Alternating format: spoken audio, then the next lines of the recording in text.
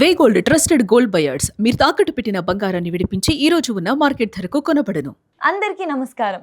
Welcome to it's you TV. నేను మీ దాక్షాయిని. ప్రస్తుతం మనతో పాటు ఉన్నారు ప్రముఖ తంత్ర జ్యోతిష్యులు, జ్యోతిష్య సామ్రాట్, జ్యోతిష్య రత్న డాక్టర్ చింతా రుక్మాంగదరావు గారు. గురువు గారితో మాట్లాడి ద్వాదశ రాశుల వారికి కూడా జూన్ 2వ తారీఖు జరగబోయే గురుగ్రహం మార్పు వల్ల ఎటువంటి ప్రభావం ఉండబోతుందో తెలుసుకుందాం.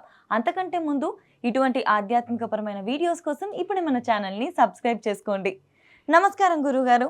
మాతృదేవోభవ, పితృదేవోభవ, ఆచార్య దేవోభవ. ఓం నమో మాందేశ్వరాయ నమః. అందరూ బాగుండాలి, అందరికి మంచి జరగాలి.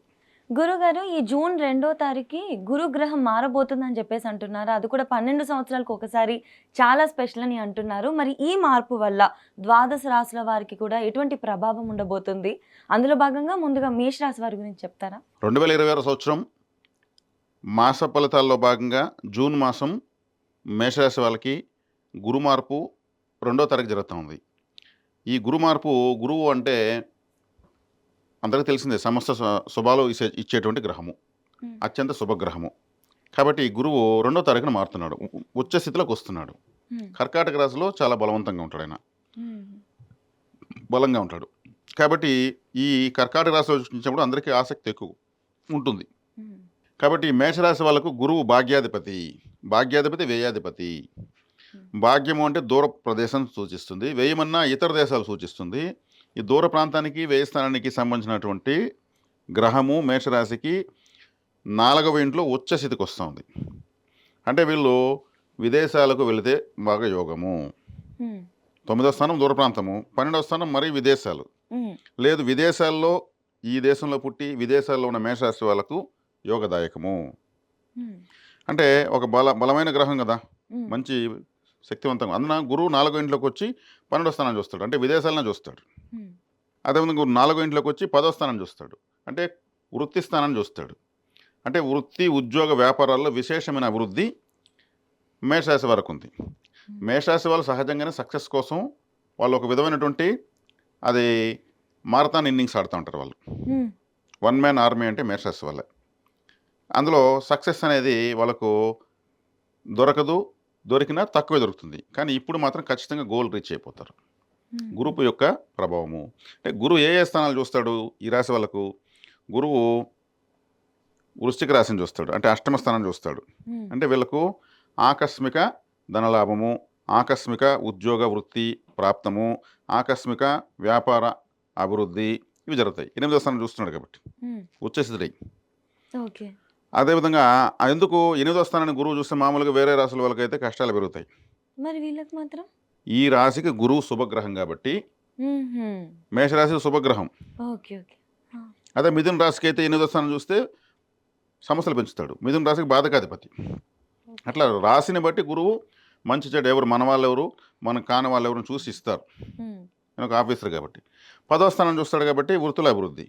12వ స్థానం చూస్తాడు కాబట్టి మంచి నిద్ర, శయ్య సౌఖ్యము, అంటే వివాహము జరగడము, వివాహమైన వాళ్ళకి పిల్లలు పుట్టడము, చక్కటి నిద్ర రావడము, ఇవన్నీ ప్రాప్తిస్తాయి. అంటే 12వ స్థానం అంటే పడుకుని నిద్రపోయి నిద్ర, మన బెడ్రూమ్ అని అర్థం. నిద్ర సరిగ్గా లేని వాళ్ళకి ఇప్పుడు మంచి నిద్ర సౌఖ్యం వస్తుంది. ఇక్కడ గురువు ఈ శుభఫలితాలని వీళ్ళకి ఇస్తాడు, అది వీళ్ళు చక్కగా ఉపయోగించుకోవచ్చు. తర్వాత వీళ్ళకు రాశ్యాధిపతి 20వ తారీఖున 2వ స్థానానికి వెళ్తున్నాడు కుజుడు. రాశ్యాధిపతి కూడా శుభగ్రహమే, అంటే ఏ రాశికి ఆ రాశ్యాధిపతి శుభగ్రహమే. అది 2వ స్థానానికి 20వ తారీఖు తర్వాత వెళ్తా ఉంది. అంటే 2వ స్థానం అంటే ఏమి? కుటుంబం అంటే ఏమి? భార్య, పిల్లలు, లేదు భర్త, పిల్లలు, ప్రతిరోజు వచ్చే ఆదాయము, మాట్లాడే మాట, తినే తిండి, ఇవన్నీ వస్తాయి. ఇవి ఎందుకు మనం ఇంత వివరంగా చెప్తున్నామంటే మన వీక్షకులు, ప్రేక్షకులు చూసి ఓహో 2వ స్థానం యొక్క కారకత్వాలు ఇవి. 12వ స్థానం అంటే ఇది బెడ్రూము, క్లియర్గా అర్థం. 9వ స్థానం అంటే దూర ప్రాంతము, 12వ స్థానం అంటే విదేశాలు, 10వ స్థానం అంటే వృత్తి అని అర్థం కావాలి. అంటే నాలెడ్జ్ మనం ఇవ్వాలి. మాస ఫలితంతో భాగంగా మనం జీవిత ఫలాన్ని మనం తెలియజేస్తున్నాం. కాబట్టి ఇక్కడ 2వ స్థానంలోకి వెళ్ళినప్పుడు ఏమవుతుంది? రాశ్యాధిపతి వెళ్తున్నప్పుడు కుటుంబంలో బాగా సుఖ సంతోషాలు, శుభవార్తలు వింటారు, ప్రతిరోజు వచ్చే ఆదాయం పెరుగుతుంది, పెట్టుబడులు పెట్టేదానికి అనుకూలమైన కాలము. కుజుడు అంటే ఒక ఫోర్స్, ఒక స్పీడ్, ఒక పౌరుషం అంటారు కదా, అంటే ఫోర్స్ ప్లానెట్ ఏదంటే కుజుడే. ఈ మేషరాశి వాళ్ళు అందుకే ఎప్పుడు ఎక్కువగా ఫోర్స్ పెడతానే ఉంటారు, ఎఫర్ట్ పెడతానే ఉంటారు. వీళ్ళు ఫెయిల్యూర్స్ వస్తుంటారు, ఎఫర్ట్ పెడతా ఉంటారు వీళ్ళు. అది మంచి గుడ్ క్వాలిటీ. దానికి ఇప్పుడు వీళ్ళకి రిజల్ట్ వస్తుంది. అంటే కుటుంబ స్థానంలోకి వచ్చారంటే ఏమి అర్థము? కుటుంబం కావాలి కదా, కుటుంబం అంటే ఏమి? పెళ్ళి అయితేనే కుటుంబం ఏర్పడుతుంది, అవును. అంటే లేదా పెళ్లి సింగిల్గా అవుతది. ఉంటారు. ఆ! కాబట్టి వివాహం అయితేనే బలం పెరిగిపోతుంది. హ్మ్. తర్వాత అంటే వివాహం కావడము, వివాహమైన వాళ్ళకి పిల్లలు పుట్టడము, ఆదాయం పెరగడము, హ్మ్. మంచి మృష్టాన్న భోజనం, రెండో స్థానం అంటే తినే తిండి కూడా వస్తుంది. హుహు. చేతికి డబ్బులు వస్తేనే కదా మంచి తిండి తింటారు. ఓకే. కాబట్టి ఇది. ఇక రెండో స్థానంలో ఉన్న రవిగ్రహము హ్మ్. 15వ తారీఖు 3వ ఇంట్లోకి వెళ్తున్నాడు. హ్మ్. రవిగ్రహము ఈ రాశికి 5వ స్థానాధిపతి, హ్మ్. పంచమాధిపతి. హ్మ్. పంచమాధిపతి అదృష్టాన్ని ఇచ్చేటువంటి గ్రహము. ఓకే. పంచం అంటే కులదేవత, పంచం అంటే సంతానము. హ్మ్. ఆయన 3వ స్థానం మిథునంలోకి వెళ్తున్నాడు. హ్మ్. కాబట్టి 3వ స్థానం అంటే ఏమి? ఆయన వెళ్ళింది 3వ స్థానంలోకి, పంచమ స్థానానికి లాభస్థానంలోకి వెళ్ళాడు. హ్మ్. ఈ 3వ స్థానం అంటే ఏమి? చేసే ప్రయత్నాలు, కమ్యూనికేషన్స్. ఓకే. ఆ! అంటే ఈ 3వ స్థానాన్ని ధైర్య, వీర్య, విజయ స్థానం అంటారు. హ్మ్. మనం ఏం చేయాలన్నా ధైర్యం కావాలి. అవును గురుగారు. ఆ! ఆ ధైర్యము అనేటువంటి స్థానానికి పంచమాధిపతి అందున రవి. రవిగ్రహం ఎక్కడుంటే అక్కడ వెలుగుంటుంది. హ్మ్. ప్రపంచమంతా వెలిగిస్తాడు కదా. హ్మ్. కాబట్టి ఈ రాశికి ఇంకొక శుభగ్రహం రవిగ్రహము హ్మ్. 3వ స్థానంలోకి వెళ్తా ఉంది. అంటే 15వ తారీఖు నుంచి వీళ్ళు చేసే ప్రయత్నాలని స్పీడ్ అయిపోతాయి, హ్మ్. బాగా ఫోకస్ అవుతారు. హ్మ్. రవిగ్రహం ఎవరికైతే మంచి స్థానానికి వస్తుందో వాళ్ళు బాగా ఎలివేట్ అవుతారు. హ్మ్. రాజకీయ నాయకులు కానీ, సినిమా యాక్టర్లు కానీ ఎందుకు అందరికీ వేగంగా తెలుస్తుంటే వాళ్ళకి రవిగ్రహం బాగుంటుంది. హ్మ్. వాళ్ళ యొక్క పేరు ప్రశ్నలు ఆయన అందరికీ వెదజల్లి చూపిస్తాడు. హ్మ్. మేషరాశి వాళ్ళకి ఇప్పుడు చేసే ప్రయత్నాలు బాగా చేస్తారు, ధీమా హ్మ్. కూడా పెరుగుతుంది వీళ్ళకు. హుహు. ఓకే. ఎప్పటికైనా మాదే విజయం అని కాలు రగరేసేటువంటి సమయం అనమాట ఇది. హుహు. అదేవిధంగా 3వ స్థానంలో ఉన్నటువంటి గురువు 2వ స్థానంలో 2వ తేదీ 4 గంటలకు వెళ్తున్నాడు. హ్మ్. 3వ స్థానంలో ఉన్న శుక్రుడు 8వ తారీఖు మళ్ళీ 4 గంటలకు వెళ్తున్నాడు. హ్మ్. 3వ స్థానంలో బుధుడు మళ్ళీ 22వ తారీఖు 4 గంటలకు వెళ్తున్నాడు. అంటే హ్మ్. ఇన్ని గ్రహాలు మారుతున్నాయి. ఓకే. అంటే గురువుతో పాటు శుక్రుడు, బుధుడు యాడ్ అవుతున్నారు 4 గంటలు. హ్మ్. 4వ వీళ్ళంటే గృహము, వాహనము, హ్మ్. ఆస్తులు, బంధువులు, సొంత ఊరు, విద్య. విద్య కాబట్టి ఈ రాశిలో పుట్టిన విద్యార్థులు మంచి మంచి కాలేజీలు, స్కూల్స్ చేరడము, హ్మ్. విద్యలో మంచి అభివృద్ధి, మంచి మార్కులు వచ్చి ఉండడము. ఇది ఈ స్కూల్స్ చేర్పించే మాసం ఇది, విద్యారంభ మాసం ఇది. అవునవును. జూన్ మాసం నుంచి స్కూల్స్ అన్ని హడావిడిగా ఉంటాయి. హ్మ్. వీళ్ళందరికీ ఈ రాశిలో ఉన్న వాళ్ళకి మంచి స్కూల్స్ దొరుకుతాయి. హ్మ్. అంటే విద్యపరంగా వీళ్ళకు ఇప్పుడు ప్రాథమిక విద్య బాగుంటే ఉన్నత విద్య ఇంకా బాగుంటుంది. హ్మ్. అంటే బేసిక్స్ అంతా ప్రాథమిక విద్యలో ఉంటాయి. ప్రాథమిక విద్య వచ్చి 2వ స్థానం. హ్మ్. 2వ స్థానంలో రాశ్యాధిపతి ఉన్నాడు. హ్మ్. ఉన్నత విద్యలో గురువు, శుక్రుడు, బుధుడు ఉన్నారు. హ్మ్. గురువు అంటే ఇంక టీచరే కదా. అవును. బుధుడు అంటే కూడా లెక్కల మాస్టర్. హ్మ్. శుక్రుడు అంటే ఒక లగ్జరీ, అంటే మంచి స్కూల్లో అక్కడ ఏసీ రూముల్లో కూర్చొని చదువుకోవడము, ఏసీ హాస్టల్లో ఉండడము. ఓకే. అంటే ఓకే. ఏం వెజ్గా అంటే వెజ్, నాన్ వెజ్గా నాన్ వెజ్, అన్లిమిటెడ్గా తినేటువంటి హాస్టల్స్ దొరకడము. హ్మ్. హ్మ్. రెండో ఇంట్లో కుజుడు తిండి అని చెప్పాను కదా. అవునవును. కాబట్టి వీళ్ళకి ఆ సౌఖ్యం కూడా ఏర్పడతా ఉంది. హ్మ్. అంటే 4వ స్థానము, 3వ స్థానము, 2వ స్థానం కంటిన్యూగా బలపడినాయి. హ్మ్. 5వ స్థానంలో కేతు ఉన్నాడు. కేతు వచ్చే తల లేని గ్రహము. హ్మ్.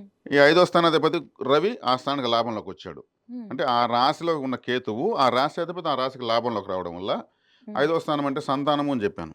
హ్మ్. కాబట్టి ఈ సంతాన సౌఖ్యం రావడము, సంతానానికి పిల్లలకు చదువులు బాగా మంచి స్కూల్స్ రావడము, హ్మ్. అనుకోని అదృష్టం పెరగడము. హ్మ్. కేతు 5వ ఇంట్లో ఉన్నాడు కాబట్టి ఆలయానికి వెళ్తే కూడా ఇప్పుడు వేగంగా హ్మ్. దర్శనం. ఫలితాలు రావడము. హ్మ్. అంటే మొక్కుంటే మనకు వెంటనే ఫలితం వస్తే హ్మ్. టెంపుల్కి వెళ్ళేదానికి కనెక్టివిటీ దొరుకుతుంది కదా. అవునవును. ఇవన్నీ రేజ్ అవుతాయి. హ్మ్. కాబట్టి ఇక్కడ వచ్చేకాడికి రాహు లాభంలో ఉన్నాడు. హ్మ్. రాహు లాభంలో ఉంటే ఇంకా అది విశేష రాజయోగం. ఎవరికైనా సరే హ్మ్. రాహు లాభంలో ఉంటే అన్ని డబుల్ డబుల్ ఇస్తాడు. హుహు. సింగిల్ కదండి, డబుల్ డ్యూయల్ ప్లానెట్ అయినా ఓకే. అన్ని డబుల్ డబుల్గా ఇస్తాడు. ఆడవిళ్ళు కొంచెం ధీమాన్ని తగ్గించుకుంటే బెటర్, అంటే మాకే ఉందనేటువంటి ఆహాన్ని తగ్గించుకుంటే కొంచెం మంచిది. ఆ! ఏదన్నా వచ్చిన బెనిఫిట్స్ సేవ్ చేసుకోవడం మంచిది. లాంగ్ రన్లో ఈ గ్రహాలు ఇట్లే ఉండవు కదా, మారుతాయి కదా. అవునవును. ఇప్పుడే ఇదే వీళ్ళకి గోల్డెన్ టైమ్ ఇంకా. దీనివల్ల ఫ్యూచర్ని బిల్డ్ చేసుకోవాలి. హ్మ్. ఇక అత్యంత శుభ ఫలితం ఏమంటే వ్యయ స్థానంలో శనేశ్వరుడు నాడు ఏలినాడు శని నడుస్తుంది వీళ్ళకు. హ్మ్. ఇప్పుడు గురువు చూస్తాడు శనేశ్వరుణ్ణి. బాబోయ్! శనేశ్వరుని ఇప్పుడు గురువు చూశాడో ఏలినాడు శనికి పనిచేయదు. హుహు. ఏలినాడు శని పనిచేయదు అంటే ఏమి? ఒకసారికి వీళ్ళకి టోల్ గేట్ కాడ ఆపేసిన కారు ఎత్తితే ఎలా వెళ్తుందో అలా వెళ్తారు ముందుకి. హుహు. కాబట్టి శనేశ్వరుని ఎప్పుడు కానీ గురువు చూస్తాడో అప్పుడు ఏలినాడు శని ఉంటే ఏలినాడు శని పనిచేయదు. ఓకే. ఆ ఓకే. బెనిఫిట్ వచ్చింది కదా. హ్మ్. కాబట్టి అత్యంత శుభదాయకంగా ఈ రాశికి ఉంది. కాబట్టి ఏ గ్రహం చూసినా ఇవ్వడానికి సిద్ధంగా ఉన్నాయి. వీళ్ళు తీసుకుని ఉపయోగించుకునేటువంటి బాధ్యత ఎవరికి వరకు ఉంటుంది. హ్మ్. మేషరాశి వాళ్ళంటే ఇంక వీళ్ళు కష్టమే వీళ్ళని చూసి భయపడుతుంది. ఆ రేంజ్లో కష్టపడతారు వీళ్ళు. హ్మ్. ఎఫర్ట్ పెడతారు, హ్మ్. బ్రెయిన్ పెడతారు. కాబట్టి 5వ ఇంట్లో కేతు ఉన్నాడు కాబట్టి వీళ్ళు ఒక ముఖ్యమైన పరిహారం చేసుకోవాలి. హ్మ్. విఘ్నేశ్వర ఆరాధన చేసుకోవాలి. టొప్పీలు ఉంటాయి కదా, ఆ! ఆ! క్యాప్స్ తలకేస్తాం కదా, అవి గిఫ్ట్గా ఎవరికైనా దానం ఇవ్వాలి. ఓకే. క్యాప్స్ కేతువుకి గిఫ్ట్ తల ఉండదు. ఇవ్వాలి. ఆ! కాబట్టి టొప్పి దానం చేస్తే కేతు దోషం పోతుంది. లేదా హెల్మెట్లు ఇవ్వచ్చు, ఎవరికైనా ఎవరికైనా ఇవ్వచ్చు, అంటే వాళ్ళ స్థితిని బట్టి. ఉమ్, ఉమ్, ఉమ్. లేదా దువ్వునివ్వచ్చు, ఇంకా ఒక స్థితి లేదంటే దువ్వునివ్వచ్చు. తల మీద దూవుతాం కదా, అవునవును. కాబట్టి తలలేని గ్రహము 5వ ఇంట్లో ఉంది కాబట్టి ఉమ్, ఎంత ఉన్నా కానీ ఈ మూడిట్లో ఏది ఎవరు దానం చేసుకోగలరో చేసుకోగలిగితే ఉమ్, అద్భుతమైన ఫలితాలు మేషరాశి వారి యొక్క సొంతము. ఉమ్, ప్రతి రాశి భావాన్ని వెనకాల మనము ఉమ్. అనాలిసిస్ ఇస్తూ చెప్తున్నాం. అవును, కరెక్ట్. ఇది మళ్ళీ చార్ట్లో వాళ్ళు ఒకవేళ గూగుల్లో కూడా చూసుకున్నా కానీ వాళ్ళకి అది కనిపించాలి. క్లియర్గా అర్థమయ్యే విధంగా ఆ, వివరంగా ఉంది. కాబట్టి ఈ నాలెడ్జ్ ఎవరు మన ధర్మం తెలుసుకుని చక్కగా వీళ్ళు ఈ అద్భుతమైన సువర్ణ అవకాశాన్ని ఉపయోగించుకుని గొప్ప వాళ్ళు అవుతారని ఆశిస్తున్నాను.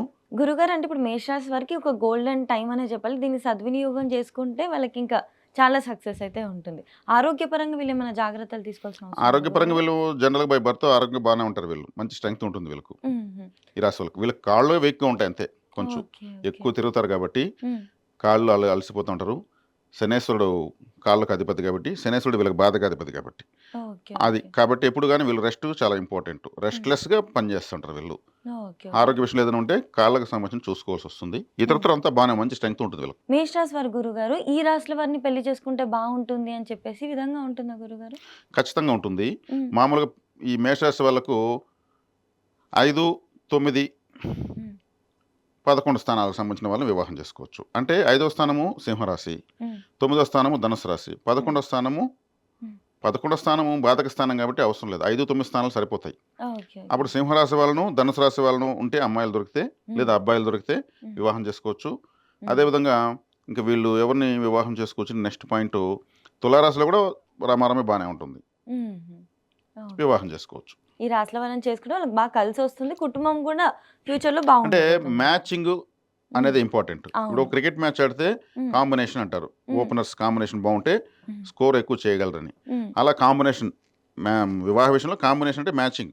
ఉమ్, ఉమ్. అమ్మాయికి అబ్బాయి కలిసి బాగా బతకగలరా, అవును. అండర్స్టాండింగ్ చేసుకోగలరా. ఉమ్, సమస్యలు ఖచ్చితంగా వస్తాయి, రాకపోతే అది దురదృష్టం. సమస్యలు ఉమ్, రావాలి, ఉమ్, వచ్చి వాళ్ళు దాన్ని అధిగమించి ఒకరికొకరు మాట్లాడుకొని అధిగమించాలి. ఉమ్, ఉమ్. అదే జీవితం. సమస్య రాకపోతే అదే దురదృష్టం. కాబట్టి ఈ వీళ్ళకు 5, 7, 9 స్థానాలకు సంబంధించినటువంటి జాతకాలు లభిస్తే వివాహం చేసుకోవచ్చు. ఖచ్చితంగా గురుగారు చాలా చక్కగా వివరించారు. ధన్యవాదాలు గురుగారు. ధన్యవాదాలు.